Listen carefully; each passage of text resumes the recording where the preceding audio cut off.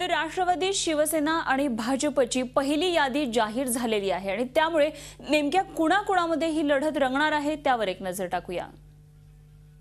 आपण बघतोय गेल्या 2 दिवसांपासून दोन प्रमुख पक्षांच्या जे उमेदवार यादी आहे ती जाहीर झालेली आहे आणि त्यामध्ये आज शिवसेनेने सुद्धा त्यांचे उमेदवार कोण असणार आहेत याची यादी जाहीर केलेली आहे। त्यामुळे काही मतदारसंघांमध्ये पूर्ण चित्र आपल्याला बघायला मिळतं आहे। तर नेमके कोणाची लढत कोणाबरोबर असणार ते बघूया आपण।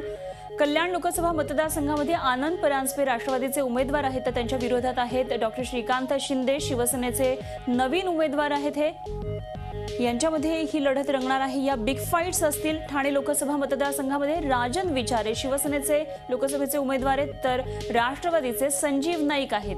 त्यामुळे ही लढत निश्चितच रंगतदार होणार आहे।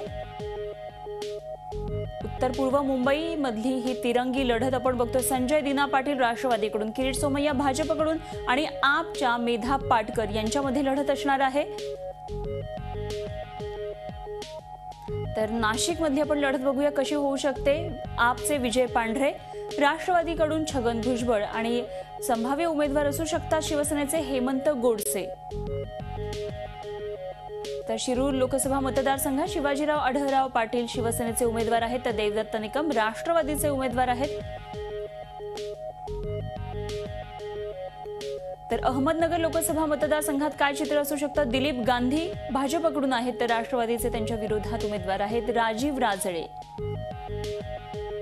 या बिग फाईट्स आपण बघतोय येणाऱ्या लोकसभा निवडणुकांमध्ये कशा प्रकारे ह्या लढती होतील। हरिश्चंद्र चव्हाण भाजपचे दिंडोरी मतदारसंघातून उमेदवार आहेत, तर त्यांच्या विरोधात आहेत डॉक्टर भारती पवार राष्ट्रवादीच्या उमेदवार। परभणी लोकसभा मतदारसंघात विजय भांबळे राष्ट्रवादी विरुद्ध संजय जाधव शिवसेनेचे उमेदवार आहेत।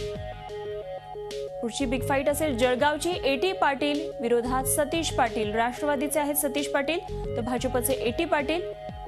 रावेर लोकसभा मतदारसंघामध्ये लढत असणारे ते हरिभाऊ जावळे भाजपचे उमेदवार विरुद्ध राष्ट्रवादीचे मनीष जैन यांच्यात।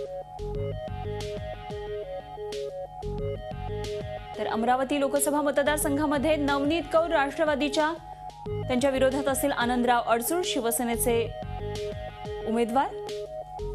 बुलढाणा लोकसभा मतदारसंघात प्रतापराव जाधव शिवसेनेचे उमेदवार आहेत, तर त्यांच्या विरोधात आहेत राष्ट्रवादीचे कृष्णराव इंगळे। झी 24 तास रहा एक पाऊल पुढे।